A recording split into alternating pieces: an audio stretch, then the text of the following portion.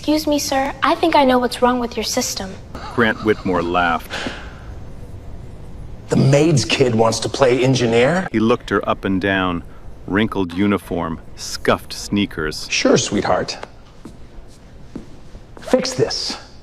Fix it and you get $700 million. The room exploded with laughter. Then his face went cold. Now get your filthy hands off my floor before you contaminate something your mother couldn't afford in a lifetime! Security!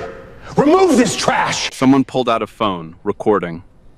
Not one person defended her. 20 adults watched a man destroy a 16-year-old girl, and nobody moved. But none of them could imagine what was coming. In 90 seconds, she would do exactly what he asked, and the man who called her trash would be begging her to stay. To understand what happened that afternoon, you need to see the building first. Meridian Systems sits on a 12-acre campus in North Austin, Texas. 40 floors of mirrored glass, a lobby that smells like fresh orchids and new money, and a parking garage full of cars that cost more than most people's houses. The company builds enterprise software. Their flagship product, a platform called Meridian Nexus, handles encrypted data processing for some of the biggest corporations on Earth. Banks, defense contractors, hospital networks. If Nexus goes down, people notice. And 3 days before Chloe Bennett walked through that lobby with a brown paper bag, Nexus went down hard. The crash started on a Tuesday morning at 6:15. Every node in the Nexus cluster failed within 90 seconds of each other. By the time the engineering team arrived at 8, the entire platform was offline.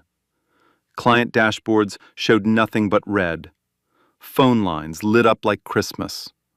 Zenith Corporation, Meridian's largest client, called within the hour. Their chief operating officer didn't yell. He spoke very quietly, which was worse.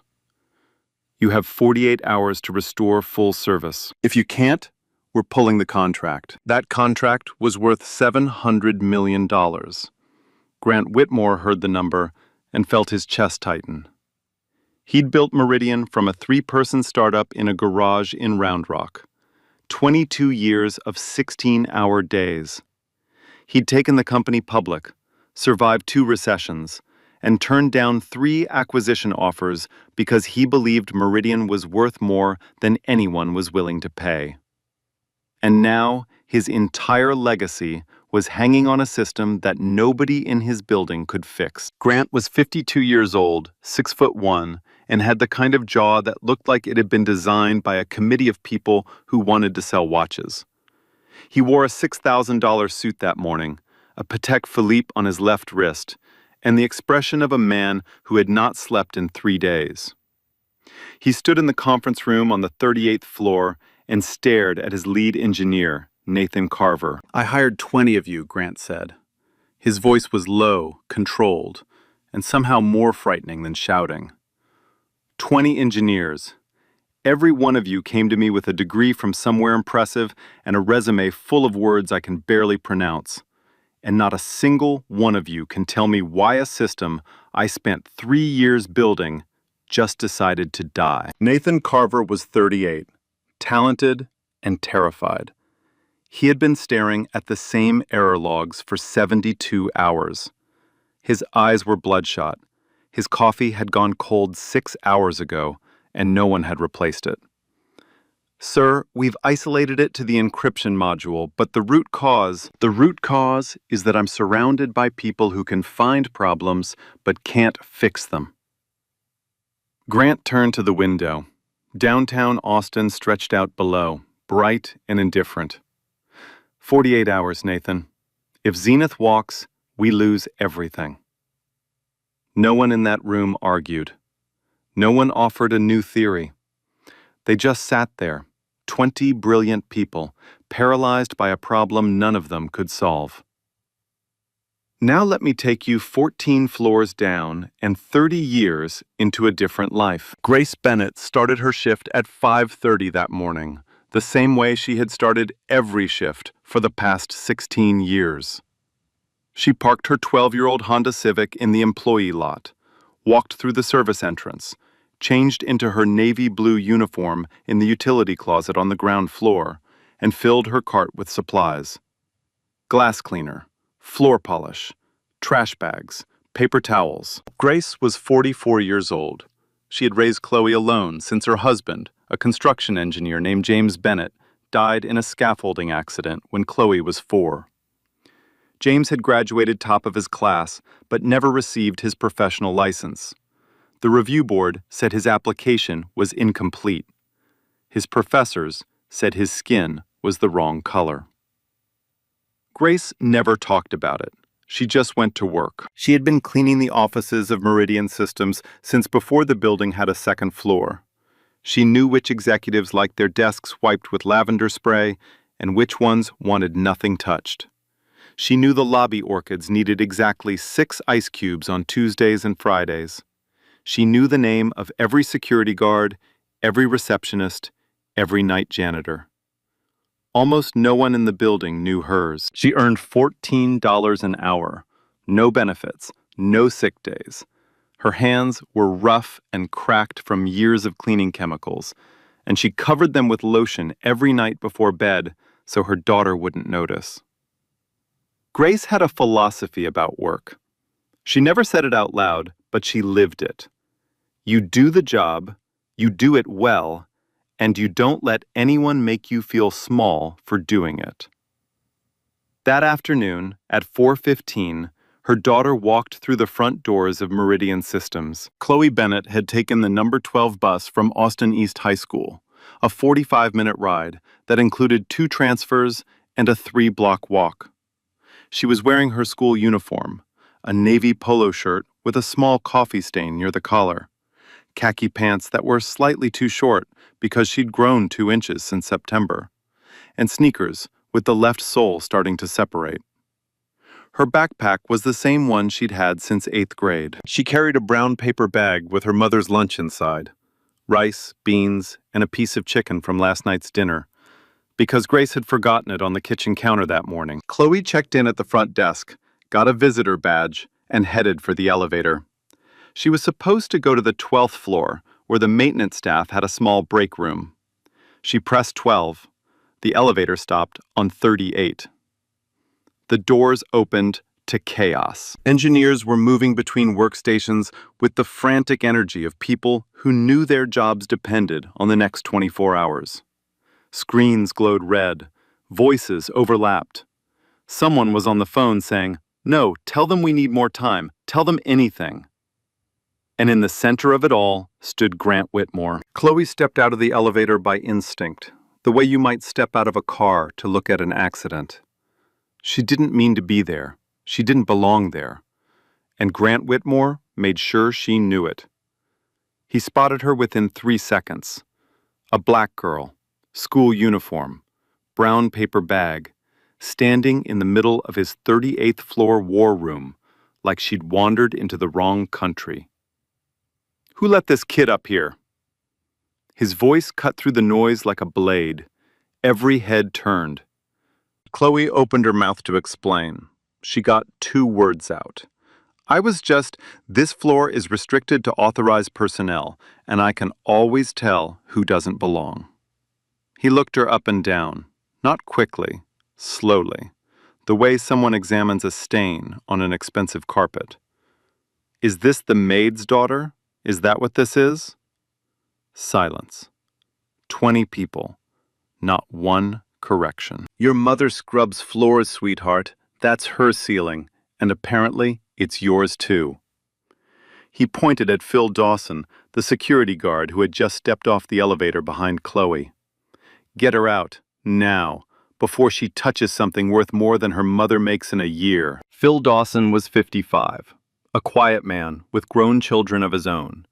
He had a granddaughter about Chloe's age. He put his hand gently on Chloe's shoulder and walked her back to the elevator. His jaw was tight. His eyes stayed on the floor. He didn't agree with what just happened. Everything about his posture said so. But he didn't say a word. None of them did. In the conference room, someone snickered.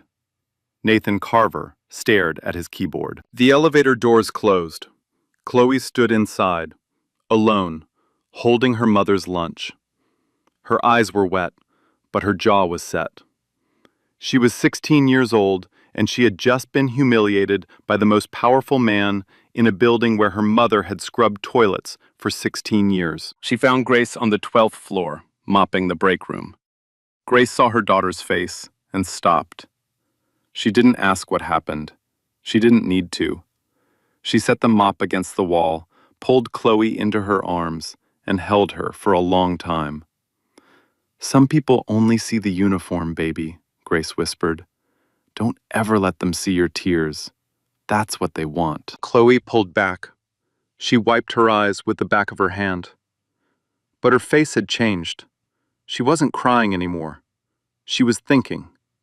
Because in those few seconds on the 38th floor, before Grant Whitmore opened his mouth, before Phil Dawson walked her to the elevator, before anyone even noticed she was there, Chloe had looked at the screens, the error logs, the cascading red alerts scrolling across 3 monitors. 3 seconds.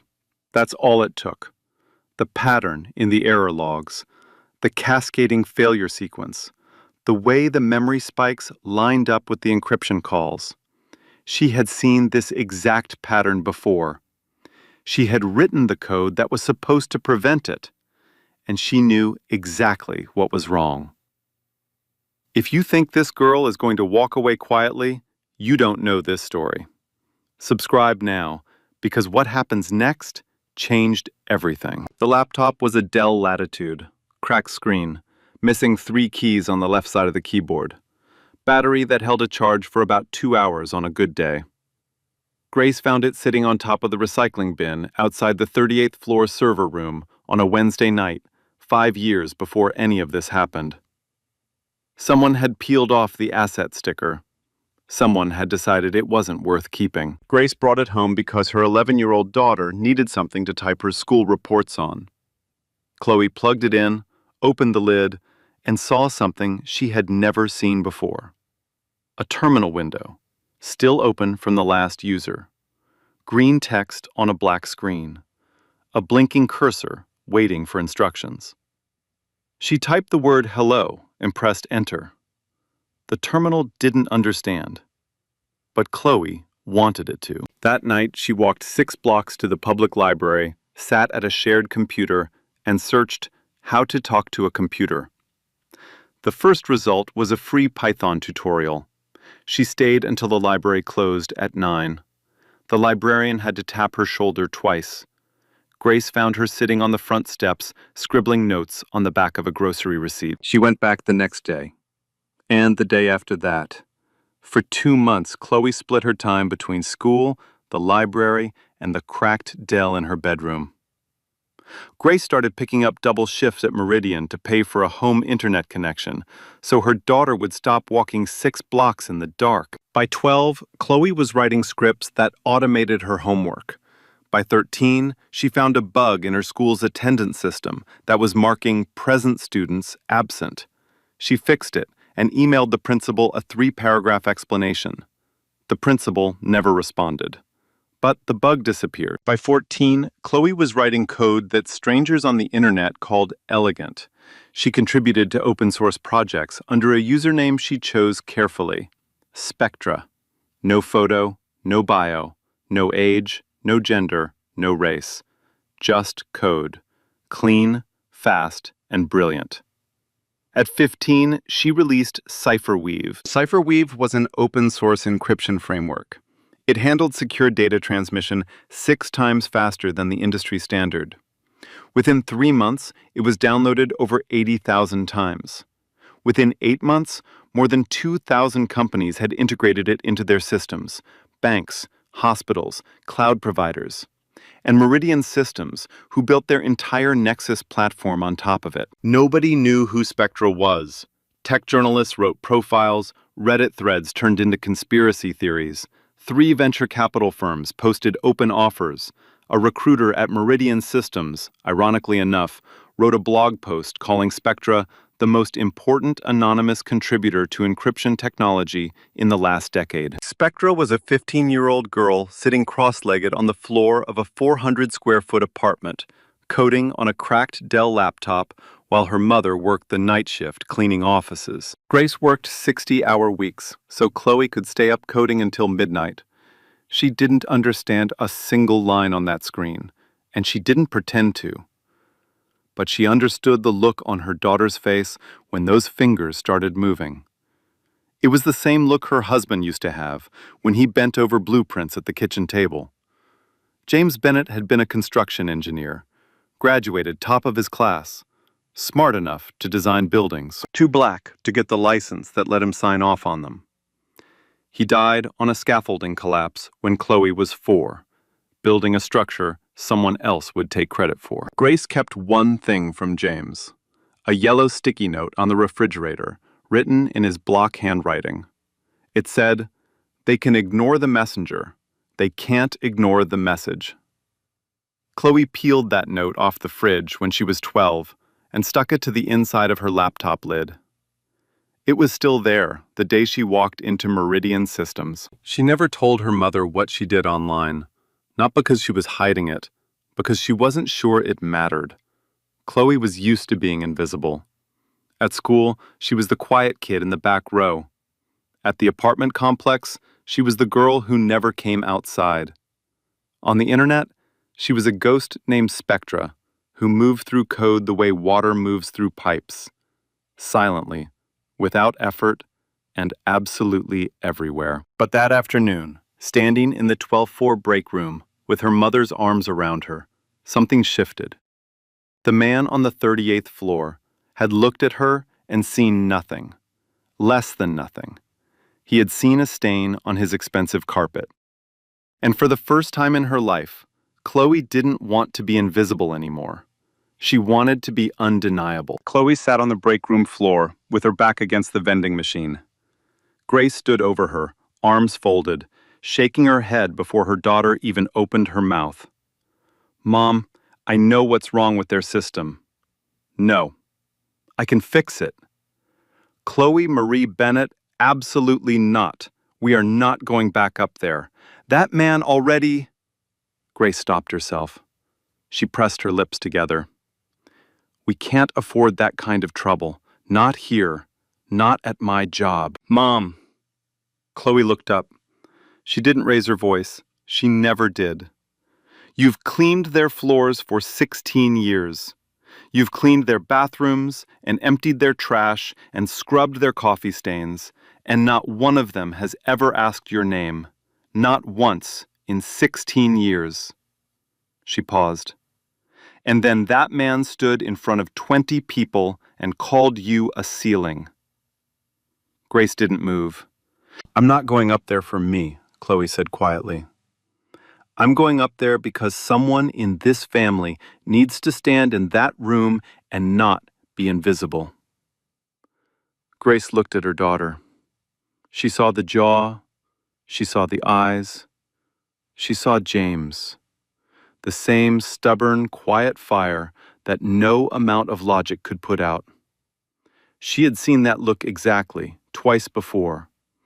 Once when James told her he was going to reapply for his license, and once when Chloe told her she was going to learn to code. Both times she knew arguing was useless. Grace reached out and straightened the collar of Chloe's school uniform, the small coffee stain near the neck. She rubbed it gently with her thumb, even though it wouldn't come out. 2 minutes, Grace said, and if that man says one more word about you, I'm going up there myself. Chloe stood up. She kissed her mother on the cheek, and she walked toward the elevator. The ride from 12 to 38 took 19 seconds. Chloe counted every one of them. She could feel her heartbeat in her fingertips. The brown paper bag was still in her left hand. She set it down on the elevator floor. She wouldn't need it. The doors opened. Phil Dawson was standing right there, as if he'd been waiting. He looked at Chloe and his face fell. "Kid, you can't be up here." "I know what's wrong with their system, sir. The encryption module has a memory leak that compounds with every concurrent request. It's not a hardware failure. It's a logic error in the allocation loop. I can fix it in under 2 minutes. Phil blinked. He was a security guard, not an engineer. He didn't understand half of what she just said. But he understood the way she said it. No hesitation, no pleading, just facts, delivered with the kind of certainty that doesn't come from arrogance. It comes from knowing. He stepped aside. Chloe walked down the hallway. Her sneakers squeaked on the polished floor. Every step echoed. The engineering bullpen was directly ahead, glass walls on 3 sides, and she could see them all inside. 20 engineers hunched over screens, Nathan Carver pacing, and Grant Whitmore standing at the head of the table, phone pressed to his ear, telling someone that the situation was under control. It was not under control. Chloe pushed open the glass door.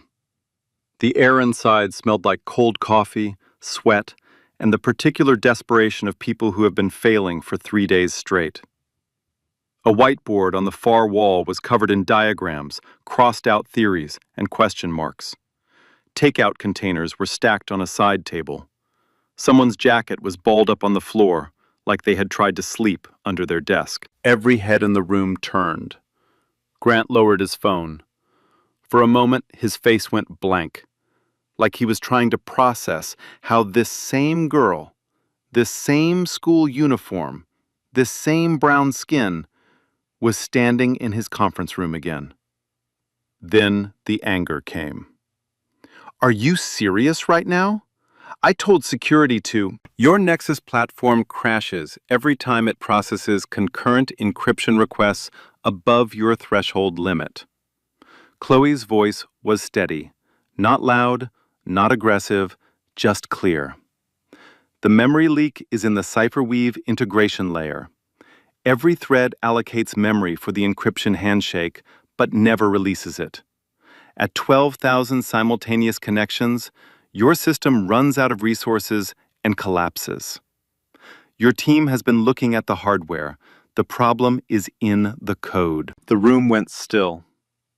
Nathan Carver turned slowly from his monitor. His mouth was slightly open. He had been chasing the encryption module theory for 2 days, but couldn't pinpoint the mechanism. This girl had just described it in 4 sentences. Grant stared at her. Then he laughed. Not a warm laugh, a sharp, disbelieving bark that bounced off the glass walls. You expect me to believe that a child, in a school uniform can diagnose what my entire department couldn't? Silence. Then a voice from the far end of the table. Eleanor Price, Meridian's chief technology officer. She had been sitting quietly for most of the crisis, watching her engineers spin in circles, saying very little. She was 45, silver-haired, and had a reputation for being the only person in the building that Grant Whitmore couldn't intimidate. Grant. Eleanor didn't raise her voice. We've been at this for 72 hours. We have less than 48 left. We have tried everything your 20 engineers have suggested. Every single thing. She looked at Chloe, then back at Grant. What exactly do we have to lose? The room waited. Grant's jaw worked. He looked at Chloe the way a man looks at a parking ticket. Something annoying, something beneath him, something he would deal with and forget. Fine, he waved his hand. Let the janitor's kid have her for 2 minutes, and when she fails, Phil escorts her out of this building permanently. He leaned forward. And I want her mother's employment to be reviewed by the end of the week. He said it loud enough for Chloe to hear. He wanted her to hear it. He wanted it to sting. He wanted her to flinch, to cry, to prove that she was exactly the kind of fragile, out-of-place thing he believed her to be. Chloe didn't flinch. She didn't blink. She looked at Grant Whitmore with the calm, level gaze of someone who had already done the math and knew the answer. Eleanor stood up. She walked over to Chloe and gestured toward Nathan's workstation. "Sit down." Chloe sat. Nathan Carver reached across the desk and placed a small digital timer in front of her. He pressed start. The numbers began climbing. Through the glass wall of the conference room, 14 floors below, Grace Bennett stood in the hallway outside the service elevator. She couldn't see the 38th floor from where she stood. She couldn't hear anything. She just pressed her palms together, closed her eyes, and waited. Her lips moved, but no sound came out. She was praying, or counting, or both. On the 38th floor, Chloe Bennett placed her fingers on the keyboard. The timer read 5 seconds. She started typing. The first thing Chloe did was close every window on the screen except the terminal. Nathan Carver had 6 monitoring dashboards open, 2 diagnostic tools, and a debugging suite that was itself consuming system resources. Chloe swept them all aside, like clearing dishes off a table. She opened a single command line interface and began navigating through the file structure of the Meridian Nexus platform. Her fingers didn't hesitate, not once. She moved through the directories the way someone moves through their own house in the dark.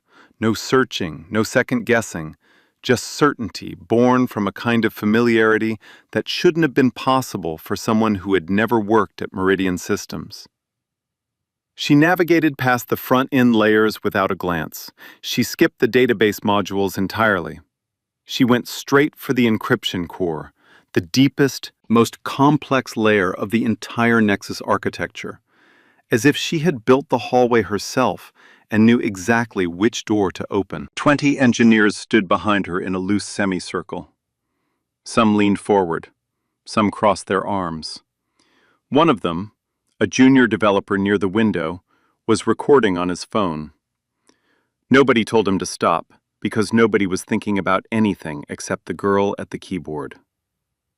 Nathan Carver leaned over to Eleanor Price and whispered, "How does she know the file structure?" Eleanor didn't answer. She was watching Chloe's hands, the way her fingers moved, fast but unhurried, confident but not careless. Eleanor had managed engineering teams for 20 years. She had seen talent. She had seen brilliance. She had never seen hands that moved like that on a first encounter with an unfamiliar system. Except these hands didn't look unfamiliar with the system at all. 30 seconds in, Chloe stopped. Her cursor blinked on a file deep inside the encryption module, a function called concurrent handshake that managed the memory allocation for every encrypted connection request. She scrolled through the code. Then she pointed at the screen. "Here." Her voice was quiet but carried across the silent room. "This function creates a new memory block every time a client initiates an encrypted session. But look at the release call." She scrolled down 3 lines. "It's inside a conditional statement that only triggers when the session ends normally. If the session times out, or if the server closes it on its end, the memory block stays allocated. It never gets released." She let that sink in for a moment. When you're running under normal load, it doesn't matter. The unreleased blocks are small, and the system reclaims them during scheduled maintenance windows. But when you hit 12,000 concurrent connections, like you did during the Zenith stress test, the orphaned blocks stack faster than the system can cycle them. Memory usage spikes, the garbage collector can't keep up, and the whole platform collapses under its own weight. Nathan Carver pulled up the memory usage logs from the day of the crash. He stared at them. Then he stared at Chloe. The spike pattern matched her explanation perfectly. 12,000 connections. Memory climbing in a straight, relentless line. No release, no plateau, just a wall of allocation that ended in total system failure. "She's right," he said. He wasn't whispering anymore. "That's exactly what happened. That's exactly what we've been looking for." Grant Whitmore stood at the back of the room with his arms crossed. His face was unreadable, but his fingers were pressing into his own biceps, hard enough to leave marks. He couldn't admit it, not out loud, not to a room full of people watching a child do what his entire payroll couldn't. So he said the only thing left. Finding the problem isn't fixing the problem. We've found problems before. We need it running. Clock's ticking. Chloe didn't look at him. She didn't need to. She was already typing. What happened over the next 60 seconds would later be described by Nathan Carver in an interview as the most remarkable display of live coding I have ever witnessed. He said it without exaggeration. He said it with the tone of a man who had watched something that changed the way he understood his own profession. Chloe didn't just patch the bug. She didn't slap a bandage on the release call and move on. She rewrote the entire memory management architecture for the encryption module. Every line she typed was clean, efficient, and purposeful. She introduced a pooling system that pre-allocated memory blocks and recycled them across sessions, eliminating the leak entirely while reducing the overall memory footprint by more than half. She added a failsafe, a secondary monitor that would trigger an automatic flush if unreleased blocks exceeded a threshold. And she did all of this while keeping the existing encryption logic intact. She didn't reference any documentation. She didn't open a browser. She didn't ask a single question. At 85 seconds, she lifted her hands from the keyboard, placed them flat on the desk, exhaled once. Done. Run it. 2 words, spoken with the same weight as a surgeon saying, close. Nathan Carver hesitated. He looked at Eleanor. His expression said what his mouth wouldn't. What if it doesn't work? What if it makes it worse? Eleanor held his gaze and nodded once. Do it. Nathan initiated a full system restart. The room was completely silent. 20 people stood in a semicircle around a workstation occupied by a girl whose backpack was sitting on the floor next to her left foot, still zipped, still holding her school binder and a half-eaten pack of crackers. The first node came online. Green. Second node. Green. Third. Fourth. Fifth. All green. Then the rest. One by one, the monitoring dashboard filled with green status indicators, like lights coming on across a city after a blackout. 10 nodes. 20. 50. All green. All stable. All alive. Nathan ran the benchmark suite. Processing speed, 312% faster than the pre-crash baseline. Memory stability, flat. No leaks, no spikes, no orphaned blocks. Someone in the back of the room said very quietly, "That's not possible." Nathan ran the benchmark again. Same result. He turned to Eleanor. His voice cracked slightly. "It's not just fixed. It's better than it was before the crash. Significantly better." A few engineers started clapping, then more. Nathan Carver sat down heavily in his chair and put his face in his hands. Not because he was sad, because he was overwhelmed. Because the thing that had been destroying him for 3 days had just been erased in 90 seconds by a child sitting in his chair. Grant Whitmore hadn't moved. His arms were still crossed, but his jaw was tight, and the color in his face had shifted from confident authority to something he had never worn before: uncertainty. He looked like a man who had just watched his own house get rebuilt by someone he had tried to evict from the property. And then came the third revelation, the one that broke the room. Eleanor Price had been watching Chloe throughout the entire process. Not the results, not the dashboard. Chloe, her posture, her rhythm, the way she structured her code, the variable names, the compression logic, the way she nested functions with a minimalist elegance that was almost like a signature. Eleanor had studied CipherWeave's source code for months. She had written internal memos about Spectra's unique coding philosophy. She knew that style the way a music professor knows a composer's fingerprint. And she was looking at it right now, on a workstation in her own building, written by a 16-year-old girl. She walked slowly to the workstation. She opened her own laptop. She pulled up a repository, the CipherWeave source code, the open-source encryption framework that Meridian Nexus was built on. The framework that had been released 2 years ago by an anonymous developer known only as Spectra. She placed her laptop next to the workstation monitor, side by side. The naming conventions matched. The structural logic matched. The compression philosophy matched. It wasn't similar. It was identical. Eleanor looked at Chloe. "You're Spectra." It wasn't a question. Chloe met her eyes. She didn't look proud. She didn't look defiant. She looked like someone who had kept a secret for a very long time and was tired of carrying it. She nodded. Once. Barely a movement. But it landed in that room like a thunderclap. The room didn't gasp. It didn't erupt. It just stopped. Time stopped. Sound stopped. 20 people stood frozen in the blue glow of their screens, staring at a 16-year-old girl in a school uniform. And the realization settled over them like cold water. The framework their entire platform was built on. The code that processed their clients' data, secured their transactions, protected their $700 million contract.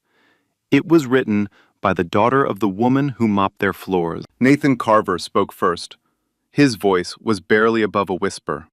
The $5 million bounty, the recruiting search, the blog post I wrote calling Spectra the most important contributor to encryption technology in a decade. He paused. He looked at the cracked backpack on the floor, at the school uniform, at the sneakers with the separating sole. It was her. This whole time, it was always her. Grant Whitmore stood at the back of the room, arms slowly falling to his sides. His mouth opened. Nothing came out. For the first time in his career, he had absolutely nothing to say. The silence lasted about 10 seconds. It felt like a year. Grant Whitmore was the first to move. He straightened his tie. He adjusted his cuffs. He did the things powerful men do when they need a moment to rearrange their face before the world sees what's underneath.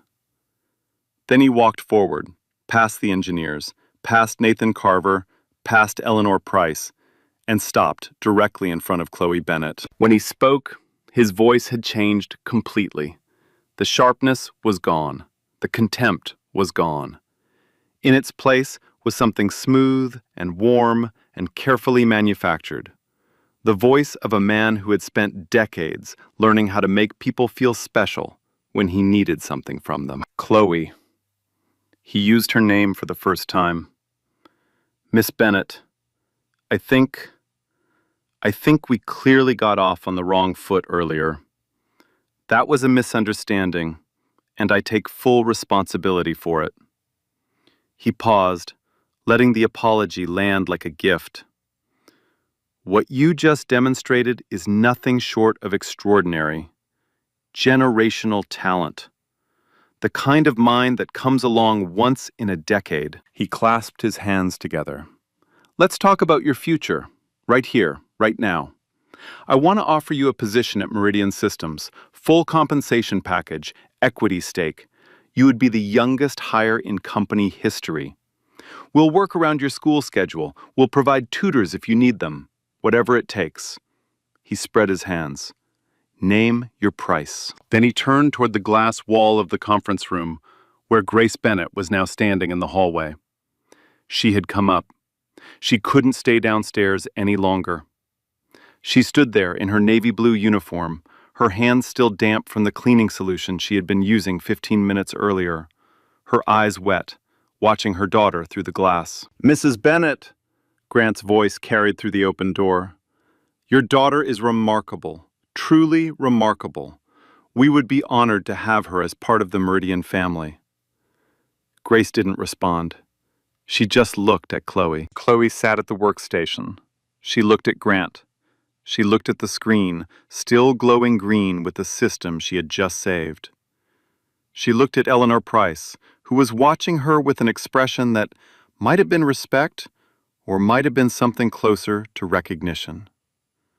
Then she looked at her mother through the glass. Grace's hands were folded in front of her. Her knuckles were white. She gave the smallest nod.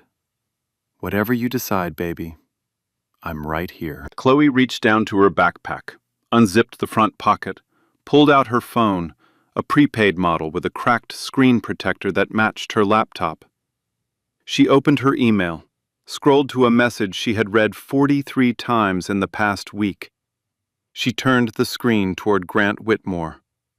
The email was from Harrison Cole, Vice President of Engineering at Titan Dynamics.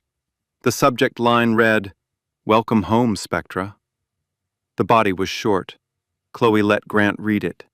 Every word. "Dear Spectra, we have known who you are for 6 months. We chose to wait until you were ready. Enclosed is our formal offer. Full scholarship to MIT, sponsored by Titan Dynamics. A research fellow position, the youngest in our company's history. A seat at our table that has been waiting for you since the day you published Cypherweave. We did not need to humiliate anyone to recognize your worth. We just needed to pay attention." Grant read it. Then he read it again.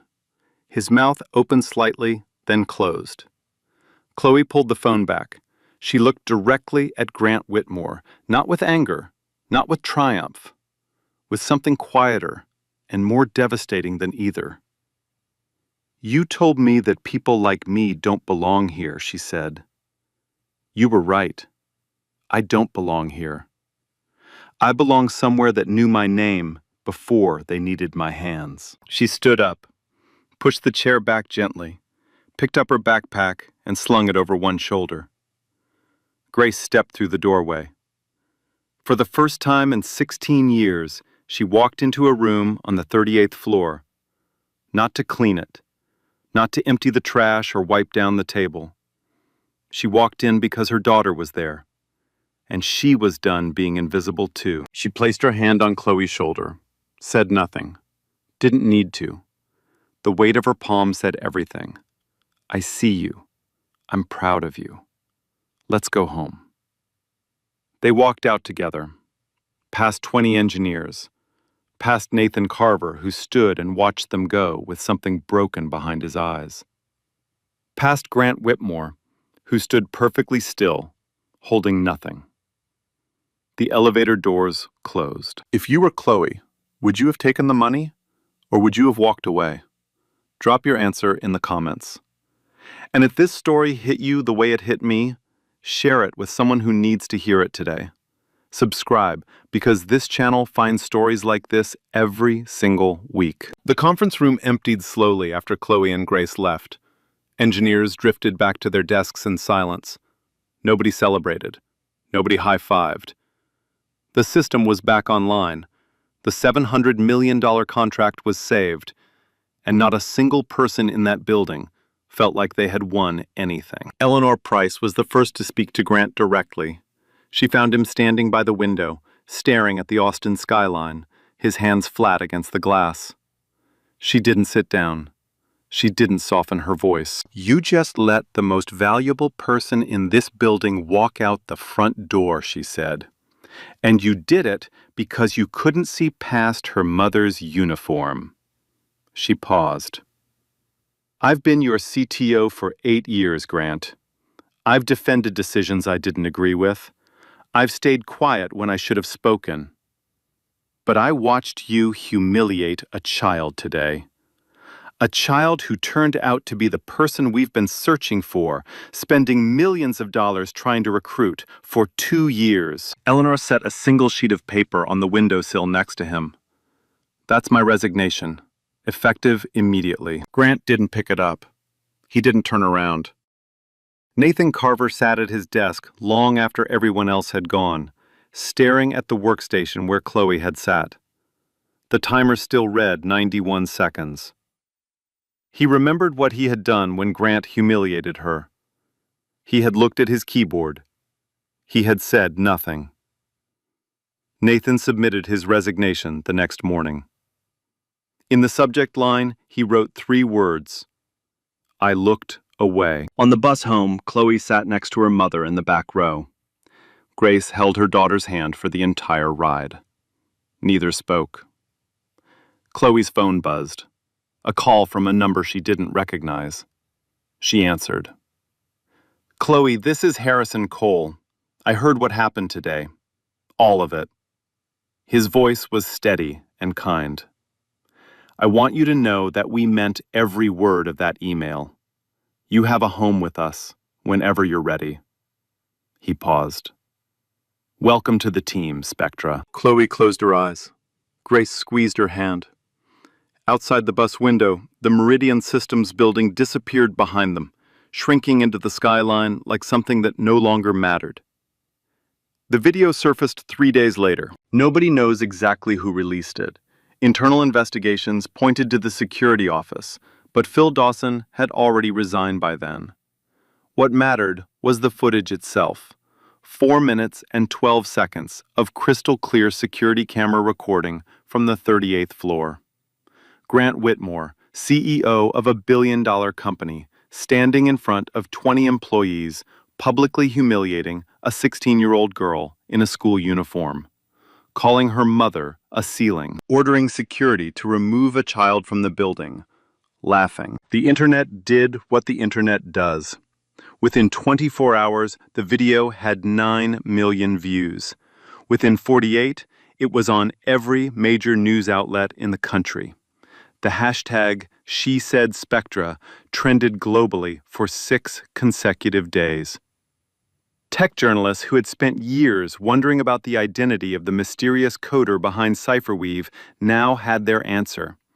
And the story was bigger than anyone had imagined. A 16-year-old black girl, raised by a cleaning lady, self-taught on a discarded laptop, built a framework used by thousands of companies, then walked into one of those companies to bring her mother lunch and was told she didn't belong.